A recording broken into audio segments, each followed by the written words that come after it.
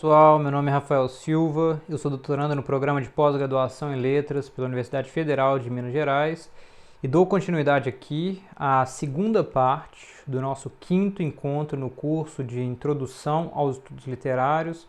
Segunda parte, essa dedicada à relação entre o leitor e a obra literária, a partir das propostas do capítulo 4 do livro do Antoine Compagnon, O Demônio da Teoria.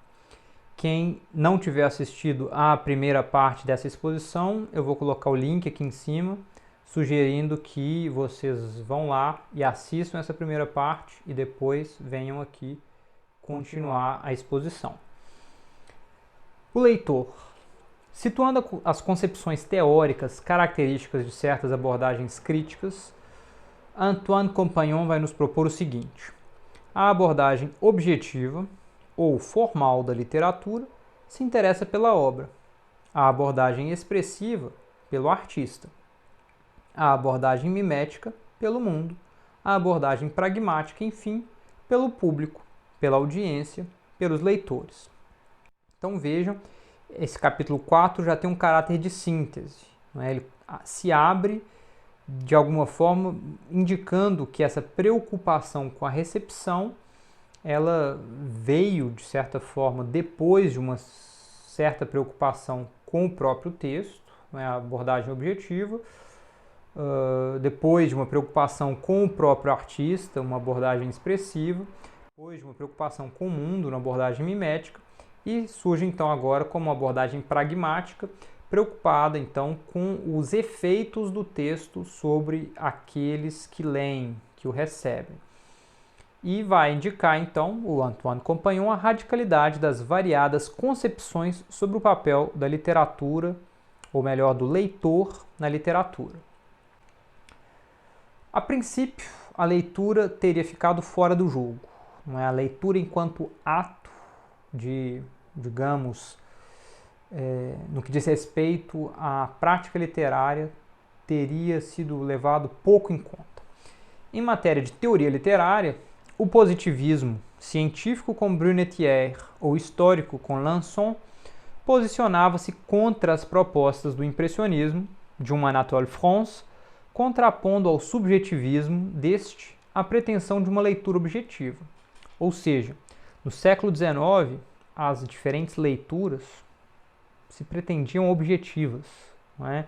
Uma chave hermenêutica, uma chave de então alcançar ali o sentido do texto, não se levava em conta o fato de que este sentido só era passível de ser alcançado por meio de uma leitura, que não era a primeira nem era a última, mas era sim uma leitura dentre outras, ainda que com suas pretensões científicas ou com suas pretensões objetivas de caráter histórico.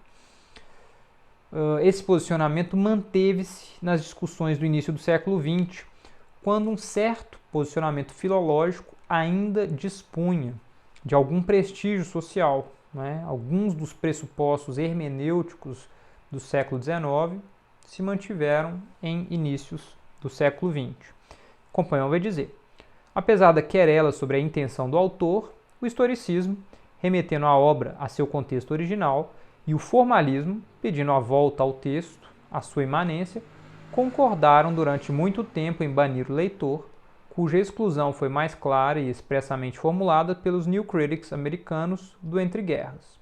Eles definiam a obra como uma unidade orgânica autossuficiente, da qual convinha praticar uma leitura fechada, ou seja, uma close reading, né, uma leitura cerrada, isto é, uma leitura idealmente objetiva, descritiva, atenta aos paradoxos, às ambiguidades, às tensões. Então vejam como essa exclusão da leitura, essa exclusão de uma reflexão sobre a leitura enquanto ato contextualmente realizado, ela se deu muito através de uma ignorância para o fato de que a própria leitura que se fazia era uma dentre outras leituras e não a última ou a única leitura possível. Experimentos de leitura de um dos precursores do New Criticism, e essa é uma ironia, né? Y.A. Richards, com seu livro Practical Criticism, de 1929, foram bem interessantes, não é? Para a história, digamos, da teoria literária. Apesar dos resultados desastrosos desse experimento, o estudioso acreditava piamente na possibilidade de se desenvolver a faculdade crítica por meio da educação, levando ao estabelecimento de critérios para uma leitura rigorosa, uma leitura objetiva, uma leitura, em último grau, unívoca, né, de uma obra a partir de um aparato técnico comum, compartilhado por seus estudantes. Muito interessante porque o professor Nabil Araújo replicou esse experimento, não é? E, enfim, de alguma forma o desenvolveu com vistas à produção, não é?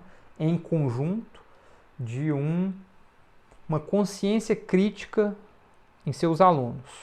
Eu, de alguma forma, com a proposta do exercício do nosso último encontro, trabalho também com essa ideia, né? E vou trabalhar ainda outra vez durante o curso, mas não mais dentro da poesia, mas sim dentro da prosa.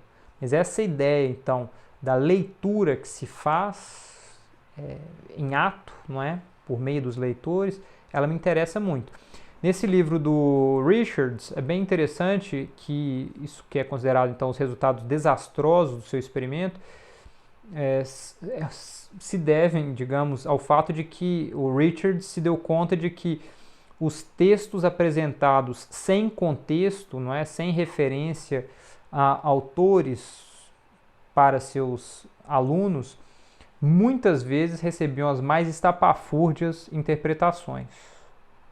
Enfim, interpretações, muitas delas diversas e possíveis do texto, outras completamente, enfim, fora do texto, tá? Assim, completamente, realmente desvinculadas da própria materialidade ali daquele texto. E isso o deixou muito perturbado, tá? Mas isso é um dado muito interessante para nós, que é um texto, mesmo quando oferecido sem contexto, vai ser lido à luz do contexto mais imediato do leitor, as suas experiências, a sua formação, as suas informações, tá? Então, é nesse sentido que as pessoas que vão estudar o ato de leitura, não numa chave prescritiva do como deve ser, que infelizmente era o posicionamento do Richards, mas sim no sentido do que ela é, daquilo que ela se revela em ato, vão se dar conta da liberdade efetiva do leitor no momento de ler um texto, né? E enfim, dada essa dimensão prescritiva dessas abordagens ainda no início do século XX, que o leitor empírico é expulso das abordagens estruturalistas, permanecendo apenas o que é um leitor ideal, que, tal como proposto pelo professor Nabil Araújo em sua dissertação, sempre coincide com o que é o próprio intérprete. O que é o leitor ideal de uma obra analisada pelo Umberto Eco? É Umberto Eco. O que é o leitor ideal de uma obra lida pelo Isa, por exemplo? Não é? São críticas bem interessantes, eu estou me adiantando um pouco, mas só para se ter ideia do que é a diferença de uma abordagem que tenta compreender a leitura por aquilo que ela se revela, um jogo, então, um experimento, não é, feito a partir de leitores que propõem sua interpretação direta da obra, por oposição àquilo que deveria ser, com caráter prescritivo. Em todo caso, o Compagnon vai dizer que, assim, a desconfiança em relação ao leitor é, ou foi durante muito tempo, uma atitude amplamente compartilhada nos estudos literários, caracterizando tanto o positivismo quanto o formalismo, tanto o New Criticism quanto o estruturalismo. Então vejam, não é? O leitor, sobretudo o leitor empírico, ele foi tradicionalmente excluído das diferentes teorias, né, dos diferentes pressupostos teóricos de críticos trabalhando em chave positivista, formalista, da nova crítica, estruturalista, justamente porque colocavam um desafio aos pressupostos dessas teorias. E o Compagnon vai citar digamos, uma espécie de evento, de acontecimento entre Proust e Lançon, que teria de alguma forma despertado a atenção do Lançon para a existência ou para a leitura enquanto, enfim, processo muito mais amplo do que um certo positivismo gostaria de delinear. Né? Proust salienta a importância do ato e da experiência da leitura para uma compreensão de literatura, chegando a abalar até as crenças de um Lançon. Né? E isso teria sido feito, então, por Proust, leitor de um mesmo trecho, de variadas formas, mostrando, então, as múltiplas possibilidades compossíveis, ou seja, possíveis ao mesmo tempo, ainda que excludentes, de mutuamente excludentes, não é? A partir de um mesmo texto. O que o Compagnon vai nos dizer, então, é, atribuindo a Proust a imensa variedade de respostas individuais à literatura, Lançon acreditava que, em média, apesar de tudo, as reações dos leitores não eram tão singulares e inclassificáveis quanto aquelas que Proust teria mostrado.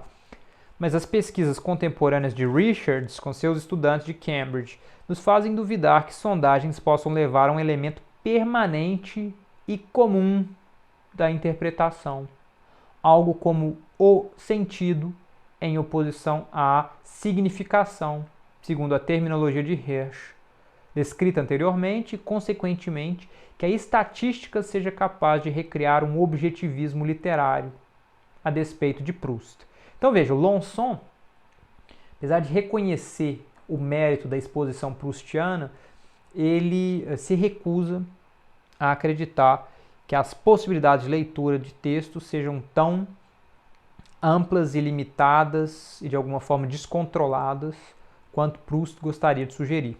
Ele acha então que por meio da estatística seria possível de amarrar ali quais os limites das interpretações possíveis de um texto. É muito interessante essa passagem do Compagnon, porque, a meu ver, pelo menos, na forma como eu interpreto esse livro de teoria do Compagnon, e aqui eu destaco um comentário de um colega, não é, que está acompanhando o curso, que é sempre bom lembrar, segundo o qual os teóricos também são autores, eles também estão contextualmente localizados no tempo, no espaço, têm seus interesses, têm suas agendas, o Compagnon não escapa disso. E aqui eu aponto apenas o que me parece uma contradição interna dos posicionamentos do Compagnon, uma vez que ele parece criticar, pelo menos partindo dessa perspectiva que ele aqui expõe, a distinção entre sentido e significação, né, um sentido mais duro, mais unívoco de uma obra, por oposição àquilo que seriam as interpretações e que seria da ordem da significação, que ele termina lá no seu capítulo dedicado ao autor, de alguma forma trazendo para si, de alguma forma defendendo, ele aqui critica. Não é? Então eu acho bem curioso, eu trago até o número, não é, das páginas, para que quem tem interesse releia e veja se sou eu, numa leitura alucinada do Compagnon, querendo ver chifre na cabeça de cavalo, mas eu acho que ele comete um deslize considerável aqui. Vocês lembram que eu já tinha feito uma crítica, não é, a essa distinção entre sentido e significação, que para mim, enfim, não tem nem sentido nem significação, para fazer um péssimo trocadilho. Na sequência, o Compagnon então vai mostrar de que forma o leitor passa pouco a pouco a entrar nas diferentes teorizações sobre a literatura, não é, e a obra literária. A partir da hermenêutica fenomenológica sartreana, isso que a gente poderia fazer remontar, como sugerido anteriormente, a Heidegger, não é, ao próprio Husserl, que de alguma forma traz a questão de que todo leitor está localizado numa determinada situação histórica e que essa situacionalidade influencia ou direciona a sua visão de mundo, a sua interpretação, em suma, a sua percepção dos fenômenos, dentre os quais o fenômeno literário. Isso, de alguma forma, pode ser considerado bem inaugural, não é? Dessa estética da recepção, que vai ser formulado enquanto estética da recepção por Wolfgang Iser e por Hans Robert Jauss, não é?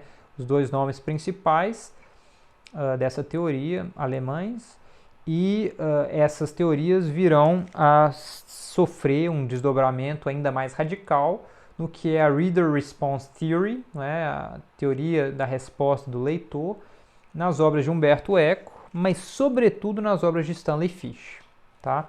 O Stanley Fish é absolutamente radical na sua, pelo menos em parte da sua proposta teórica de compreensão do papel do leitor na literatura. E o Compagnon arremata dizendo: ora, a questão central de toda reflexão sobre a leitura literária, que queira afastar-se da alternativa subjetivismo e objetivismo, ou impressionismo e positivismo, questão, aliás, bem colocada pela discussão entre Proust e Lanson, é a da liberdade concedida ao leitor pelo texto, ou seja, quanto de liberdade tem o leitor no momento em que ele se debruça sobre um texto. Da perspectiva tradicional, a recepção só se interessava por leitores que, por sua vez, também fossem autores. Um exemplo disso é o Baldensperger, de 1904, né, que vai ver uma determinada recepção na Espanha, não sei se é Shakespeare na Espanha. Ele tem uma obra sobre, enfim, a recepção de uma figura, ou Corneille, Racine, enfim, alguma figura clássica recebida num país. E ele se preocupa ali então com a produção de outros literatos a partir da influência daquela figura por ele privilegiada. E com isso, consequentemente, se mediu o destino de uma obra pela sua influência sobre as obras posteriores, não pela leitura dos que a amam. Ou seja, a concentração aí era em reescritas, reapropriações, sempre na chave de fontes e influências tão característica da literatura comparada francesa. Um exemplo disso, que poderíamos dar aqui, a partir da recepção de um poema de Safo, é o seguinte, e aqui nós já começamos a nos aproximar do que vai ser a retomada do exercício iniciado no nosso encontro passado. O poema que eu trouxe para vocês no início do quarto encontro era o fragmento de número 31 de Safo, uma poeta grega do período arcaico, compondo o que a gente pode chamar de gênero lírico, mas que na época dela era chamado de gênero mélico, e respeitando uma série de convenções, fazendo uma série de jogos intertextuais com Homero, tá? Com outras tradições poéticas do período, e eu não vou trazer muitas informações além disso. Quem tiver interesse em conhecer mais da obra de Safo e, para o exercício do final dessa aula, esse conhecimento a mais é interessante, porque ele vai capacitar cada um de vocês a realizar o exercício com mais competência. Eu sugiro que assistam o vídeo, cujo link eu coloco aqui em cima, de uma exposição que eu propus à poesia de Safo, no final da qual eu trago uma análise detida desse poema de Safo, uma espécie de história das recepções desse poema, e acho que a partir dessa exposição vocês podem tecer uma série de reflexões pertinentes para o exercício, tá? Em todo caso, passo aqui a leitura. E um detalhe que eu esqueci de mencionar, não é? Como era um poema de Safo, esse poema havia sido originalmente escrito em grego antigo, mas para o exercício eu trouxe a tradução do professor Leonardo Antunes, que traduz musicalmente esses poemas antigos, uma vez que eles eram cantados como música, não é? Recitados em forma de canto e canção, acompanhados de instrumentos musicais. Ele recria, se quiserem, ele transcria esses poemas para o português, né, para um acompanhamento musical também. E eu escolhi essa tradução justamente por isso, porque ela se sustenta enquanto poesia por si só. Tanto é que inúmeras das interpretações que vocês propuseram ao poema Fragmento 31 de Safo, na tradução do Leonardo Antunes, foram magistrais, foram nos pontos, né? Identificaram ali o jogo entre o parece do primeiro verso e o parece do último verso, ou o pareço, né, do primeiro verso e o parece do último verso, que de fato se encontra na estrutura do poema em Safo. Identificaram o jogo das estrofes, o jogo das pessoas, né? A presença de um homem na primeira estrofe, o desaparecimento desse homem nas estrofes seguintes, a presença de um eu lírico feminino, o jogo entre o lírico feminino e um objeto de desejo também feminino que aparece ali, e por aí vai, tá? O Leonardo Antunes, como ele faz um trabalho preocupado inclusive com métrica, quem fez a análise formal se deu conta da dimensão muito bem estruturada desse poema também em língua portuguesa. E aqui, para dar um exemplo para vocês então, de recepção nessa chave mais tradicional, de uma reescrita, uma reapropriação, eu trago o fragmento 51 de Catulo, poeta romano, não é? Escrevendo ali por volta do século I antes de Cristo, não é? Também na tradução do Leonardo Antunes, e que diz o seguinte: e atentem para os paralelismos, para as repetições, mas sobretudo para as diferenças entre o fragmento 51 de Catulo e o fragmento já lido por nós, fragmento 31 de Safo, para que nessa chave de recepção literária vocês compreendam o que essas diferentes leituras de uma mesma obra acrescentam em termos de sentido a uma obra. Ele me parece algum Deus ao vê-lo. Ele, se é possível, supera os deuses, que sentado em frente de ti de novo te olha e te escuta. Rir tão doce. Eu, mísero, perco todos os meus sentidos, pois no momento mesmo que te vejo lésbia, nenhuma voz me resta no peito. Já não sinto a língua, por sob os membros corre um fogo tênue, os ouvidos zumbem, mesmo no silêncio e na luz dos olhos, paira-me a noite. O ócio faz tão mal para ti, Catulo. No ócio exultas mais do que deverias. O ócio no passado desfez cidades ricas e reis. Antes de mencionar o que quer que seja, eu atento apenas para o fato de que essa última estrofe ela é bem diferente, não é, em Catulo com relação ao que Safo já propuseram. Em todo caso, é possível pensar então essa questão da recepção em chave das influências, não é? A partir do que propõe Lançon em 1921, esboçando algo como uma história e sociologia da leitura, a partir de Lamartine, né, poeta francês, no período romântico, projeto que só seria levado a cabo de fato pelos historiadores da École des Annales, tentando compreender a leitura como um processo social mais amplo. Não é? Seria possível imaginar um projeto comparável a esse, a partir do poema anteriormente lido de Safo. As formas pelas quais tal poema foi lido ao longo da história foram várias, a depender do contexto dos leitores, constituindo assim uma espécie de história da recepção da obra de Safo. Poderíamos então, não é, já que escolhemos essa autora para, de alguma forma, nos determos sobre sua obra, o fragmento 31, estudar as maneiras por que Safo foi lida na antiguidade. Ela é mencionada por Platão, por exemplo, por Aristóteles, salvo engano.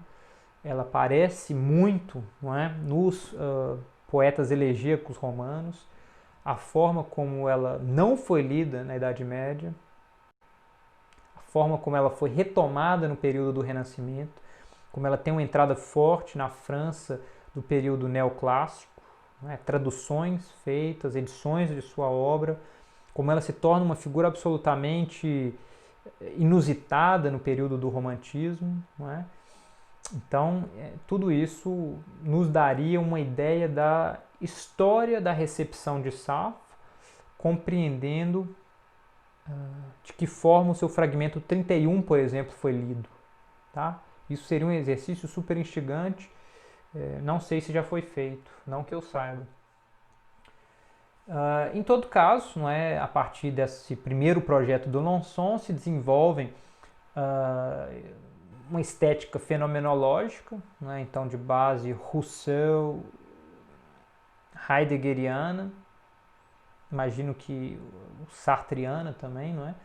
O Roman Ingarden, ele tem um livro importante sobre isso que ele entende como estética fenomenológica, que é então a compreensão da arte por meio da recepção que quem está diante da obra oferece, não é, a partir de sua interpretação.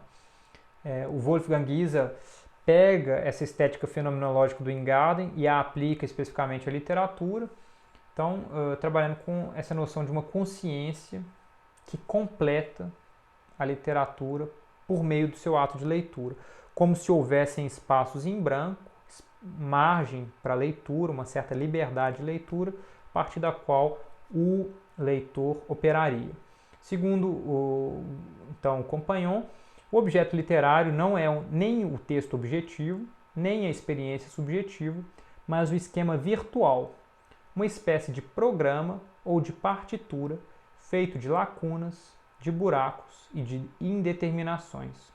Em outros termos, o texto instrui e o leitor constrói. A crítica ao modelo de Iser, né, poderia partir da constatação de que seu leitor implícito é um decalque do autor implícito, né, tal como proposto por Wayne Booth, que é um New Critic famoso, consistindo num construto executado pelo próprio autor, ainda que ambos só existissem no interior do texto. Ou seja, o Iser, de certa forma, só desloca a ideia de autor implícito, bastante forte no New Criticism, como entidade construída ali dentro do próprio texto, para a ideia de um leitor implícito, que seria uma espécie de leitor ideal da própria obra, e com isso não deslocaria de fato as categorias, uma vez que estaria preocupado basicamente com o que o próprio texto dá de liberdade interpretativa, mas tenta prender o que seria aquilo entendido como sentido, mais duro, mais unívoco, né? E aí nesse sentido o Compagnon vai trazer essa crítica. Ele diz: o leitor implícito propõe um modelo ao leitor real. Define um ponto de vista que permite ao leitor real compor o sentido do texto. Guiado pelo leitor implícito, o papel do leitor real é ao mesmo tempo ativo e passivo. Assim, o leitor é percebido simultaneamente como estrutura textual, o leitor implícito, e como ato estruturado, a leitura real. Mas, obviamente, isso se dá com a exclusão do leitor empírico e histórico da obra. A gente sabe que uma obra ela é lida e foi lida de formas variadas ao longo da história, cabendo, portanto, a pergunta sobre a forma como este leitor, então, se portaria perante aquele, ou seja, como o leitor empírico se porta perante o leitor implícito. E aqui fica, de alguma forma, sugerida a crítica de Compagnon, a ideia de que esse leitor implícito seria, na verdade, um ideal e que, seguindo a sugestão do professor Nabil, tal como eu já sugeri antes, seria uma abstração para que o próprio intérprete se colocasse ali como o leitor implícito à obra, na medida em que ele, com seu arsenal, com seu arcabouço teórico, daria conta de trazer a efetiva interpretação unívoca da obra, mostrando apenas a margem de liberdade de que desfruta o leitor dentro desse sentido mais unívoco. E então essa proposta do Weiser, ela é um tanto quanto autoritária, não é, se acreditarmos nas críticas que faz o Compagnon. O ato de leitura compreendido a partir dele também é bastante específico. É? Trata-se da complementação dos textos abertos da tradição modernista por meio de suas referências veladas a uma tradição clássica, regulando-se pela norma de leitura do romance realista do século XIX. Ou seja, é bem restrita a concepção de liberdade do leitor, a concepção de leitura em ato, tal como delineada pelo Weiser. Uma crítica mais contumaz ao conservadorismo do modelo de Weiser seria ainda a seguinte: a liberdade concedida ao leitor estaria, na verdade, restrita aos pontos de indeterminação do texto, entre os lugares plenos que o autor determinou. Assim, o autor continuaria, apesar da aparência, dono efetivo do jogo. Ele continuaria a determinar o que é determinado e o que não é. Então, eu acho essa crítica bastante contundente de fato. Uma proposta mais interessante seria a do Yaus, não é? Com a estética da recepção, pautada pela dimensão coletiva da leitura, ou seja, trabalhando com a noção de horizonte de expectativa. O Compagnon afirma que pretende tratar dessas propostas do Yaus em outras passagens do seu livro e se limita apenas a dizer o seguinte nesse capítulo. No momento, retenhamos simplesmente que Yaus chama de horizonte de expectativa o que Weiser chamava de repertório, o conjunto de convenções que constituem a competência de um leitor ou de uma classe de leitores num dado momento, o sistema de normas que define uma geração histórica. Ou seja, o Yaus, ele na prática vai se preocupar com leituras historicamente propostas de determinados autores, de determinadas obras. Ele vai se voltar para o que foram determinadas leituras, determinadas interpretações, para delimitar a partir daí o sistema de normas que teria definido uma geração histórica, ou melhor, o que uma geração histórica pode ou pôde ler numa dada obra. Então tem uma preocupação com essa leitura efetiva, não é? Com uma descrição dessa leitura efetiva, para a compreensão de uma série de pressupostos de leitura.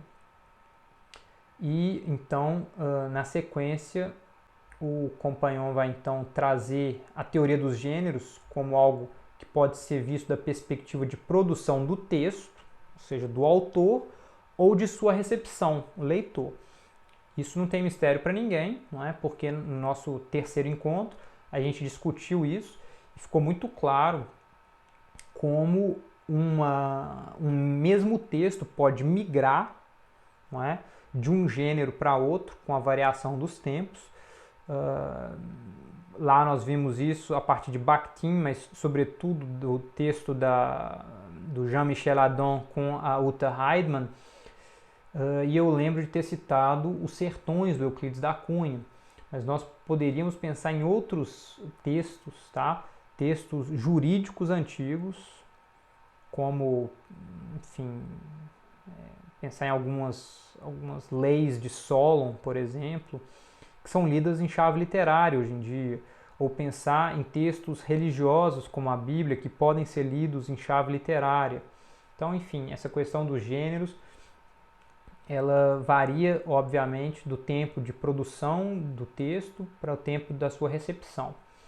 Como o gênero de um texto pode variar segundo a recepção que lhe é dada, afetando inclusive a forma como essa obra passa a ser lida, Compagnon sugere que mesmo estudiosos tradicionais como Brunetière tenderam a compreender a teoria dos gêneros da perspectiva dos leitores, ou seja, da perspectiva das categorias com que eles próprios trabalhavam. Analisando a tripartição clássica dos estilos na obra de Ingarden e Northrop Frye, o autor sugere que certas formas de estética da recepção seriam o último avatar de uma reflexão bem antiga sobre os gêneros literários. Tá? Então, para ele, quando os leitores analisam determinadas obras a partir do que é uma espécie de grelha dos gêneros discursivos com que eles próprios trabalham, estariam nessa chave de recepção, ainda quando fazendo isso de forma inconsciente. Então, essa é uma sugestão interessante, não é, do Compagnon, para ampliar a ideia de uma estética da recepção, embora, enfim, obviamente não seja estética da recepção no sentido mais estrito.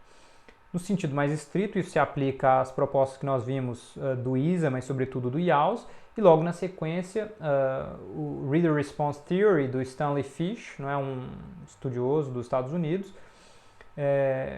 que tem então sua obra analisada aí pelo Compagnon, quando ele sugere que o interesse em libertar efetivamente o leitor acarretou dois movimentos sucessivos e contraditórios.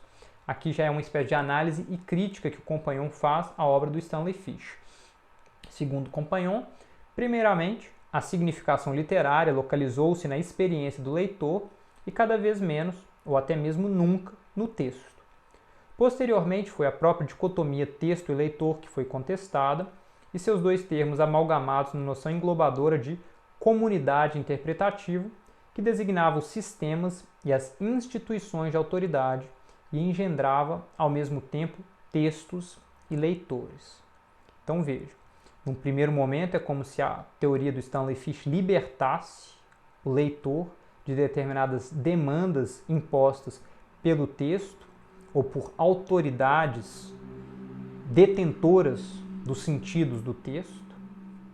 E num segundo, ao contestar os dois termos, não é, da dicotomia texto-leitor, ao mostrar ou sugerir que há apenas o que ele entende como uma comunidade interpretativa, ele engessaria a interpretação de uma obra no que seria uma espécie de doxa, né, de opinião comum interpretativa, da qual leitores específicos não seriam capazes de escapar.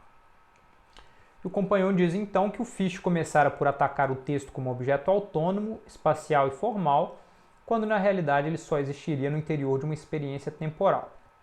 E até aí a gente o acompanha, né? Realmente esse é um ataque legítimo que se deve fazer. Como Isa e Yaws, Fish denunciou, pois, a ilusão da objetividade e da autonomia do texto. Mas, influenciando logo seus colegas, destruindo as defesas que cercavam o leitor ou as rédeas de que se muniam, ele acabou por reivindicar para a leitura o direito a uma subjetividade e a uma contingência totais.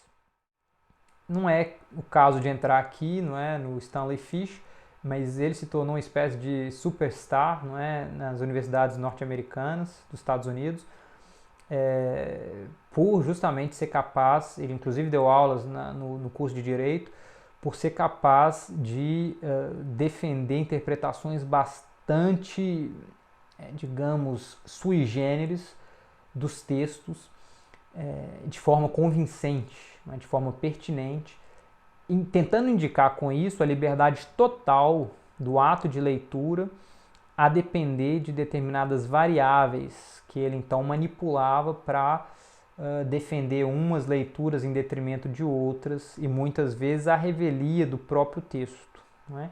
Obviamente isso é uma crítica feita, né, pelos adversários do Fish, mas com as quais eu estou relativamente de acordo. Não é? A meu ver, a liberdade interpretativa de fato, né, em ato, ela é total. Qualquer professor que dê um trabalho de interpretação de um texto a seus alunos e leia depois essas interpretações vai constatar uma infinidade de respostas possíveis, não é, ao apelo trazido por aquele texto, no âmbito da resposta desses alunos, dessas alunas, né? Mas, a meu ver, essas interpretações elas são mais pertinentes na medida em que conseguem lidar com o que é um arcabouço de pressupostos teóricos compartilhados por uma comunidade interpretativa, tá? Então eu acho que o que dita, não é, a correção, entre aspas, de uma leitura é a sua capacidade persuasiva perante os seus pares, tá? Perante o seu contexto, reivindicando para apoiar a sua interpretação dados da vida do autor, dados da história, dados linguísticos, dados do contexto da época, do país e dos hábitos, né, culturais e assim por diante, de outros textos publicados na época, ou seja, de um jogo intertextual e assim por diante. O Fichte, em todo caso, teria criticado então as propostas tradicionais da estética da recepção, afirmando que a noção idealizada de um certo leitor seria apenas outro nome para designar a intenção do autor. Além disso, parece-lhe problemático que se fale das dificuldades experimentadas pelo leitor, mas se tente apenas resolvê-las, não é? Porque nessas abordagens tradicionais, o leitor implícito ou o leitor ideal nada mais seria do que uma projeção no texto das intenções do autor, então seria uma espécie de retorno do autor na chave teórica desses propositores da estética da recepção, e eles ainda se preocupariam apenas com o que seriam os erros, né, os desvios da boa leitura, da leitura correta, sem tentar compreender o que são, por que existem tais desvios, o que eles são de fato, quando na verdade esses propositores da estética da recepção apenas tentam corrigir esses desvios ou esses erros a partir da sua própria concepção do que é a leitura acertada.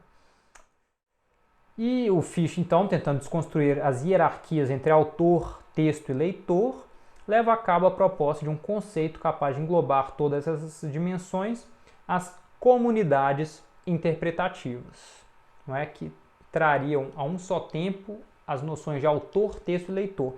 Segundo Compagnon, essas comunidades interpretativas, como o repertório de Isa ou o horizonte de expectativa de Jauss, são conjuntos de normas de interpretação literárias e extraliterárias que um grupo compartilha. Convenções, um código, uma ideologia, como quiserem. Mas, diferentemente do repertório do horizonte de expectativa, a comunidade interpretativa não deixa mais a mínima autonomia ao leitor, ou mais exatamente à leitura, nem ao texto que resulta da leitura. Com o jogo da norma e do desvio, toda subjetividade é doravante abolida. Daí a crítica do Compagnon, não é, ao dizer que a tentativa de abolir essas dimensões teria levado o Fichte a uma espécie de compreensão muito autoritária da literatura e do ato de leitura, no qual a liberdade individual de um leitor seria absolutamente nula, porque já pré-determinada por aquilo que seriam suas comunidades interpretativas. E é nesse sentido que o Compagnon termina, não é, então, o seu capítulo propondo um breve resumo dos capítulos anteriores. Ele não se manifesta de forma muito clara no que diz respeito a essa liberdade do leitor. A gente tem que depreender o seu posicionamento das entrelinhas, ao contrário do que acontece nos outros capítulos, quando ele é bem enfático, não é? No qual ele é bem claro ao determinar seu próprio posicionamento no final da revisão que ele propõe, dos vários posicionamentos possíveis. Aqui ele vai justamente fazer essa crítica contundente ao Stanley Fichte, como sendo exagerada, mas ele parece bastante à vontade com a ideia de tentar compreender um texto a partir do contexto enquanto ele se localiza, ele, Compagnon, sem descuidar das várias recepções que foram dadas a uma obra e que, nesse sentido, ajudam a constituir o sentido historicamente construído desse texto no momento da nossa leitura. Então, esses vários sentidos são atualizados no momento mesmo da leitura. Enfim, essa é um pouco a leitura que eu faço. É possível que quem leia esse texto agora ou depois da exposição possa ter uma compreensão diferente do que é o posicionamento do Compagnon face à questão da literatura e de seus leitores, a obra literária e seus leitores. Se for o caso, peço que então escreva nos comentários, não é? Faça sua crítica ao que eu proponho aqui, porque eu posso estar enganado, não é? Eu posso, inclusive, rever meus posicionamentos. E aí, no final desse capítulo, como eu disse, no subcapítulo intitulado Depois do Leitor, o Compagnon, propondo um breve resumo de todos os capítulos anteriores, sugere que as diferentes formas de crítica literária viram suas certezas serem questionadas umas após as outras. A autonomia do autor, a autonomia do texto e, por fim, a autonomia do leitor. Embora reconheça as vantagens de uma abordagem teórica que privilegie uma só dessas dimensões, Compagnon prefere um meio termo teórico que seja capaz de contemplar as relações dessas várias dimensões com bom senso e de forma articulada. E assim termina a nossa exposição, não é, sobre o demônio da teoria, não é, nos primeiros 4 capítulos desse livro, que com esse posicionamento do final eu posso concordar. Não é? Com esse posicionamento do final, embora a resolução ou a determinação de como isso se dá na prática da crítica seja o mais difícil, né? Até onde valorizar a dimensão autoral, até onde valorizar a obra fechada em si, até onde valorizar as diferentes recepções de uma obra.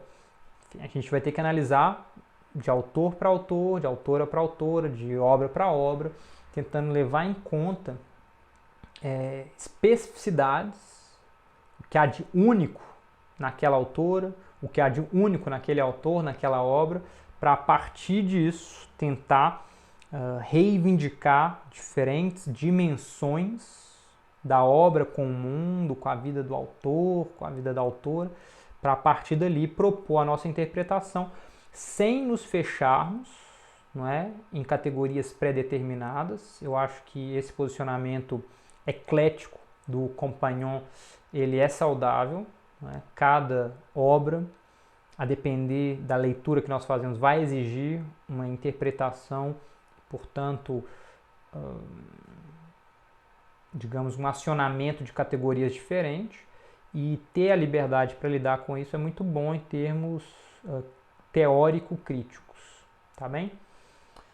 Dito isso, eu faço aqui, nesses últimos 2 minutos, a convocação, a retomada do exercício iniciado no início da aula passada, e que consiste no seguinte: eu vou colocar aqui em cima o link da aula passada. Eu vou pedir que, à luz das exposições desses 4 capítulos do Antoine Compagnon e de conhecimentos sobre agora, que vocês sabem, o fragmento 31 de Safo, vocês retornem aos comentários feitos pelos colegas e pelas colegas e leiam alguns até encontrarem algum com que vocês se identifiquem em algum grau, que chame a atenção de vocês. Não é preciso que seja o mesmo posicionamento de vocês. Inclusive, seria mais interessante se não fosse o mesmo. Leiam com atenção essa análise, esse comentário feito lá e façam uma análise da análise ali proposta.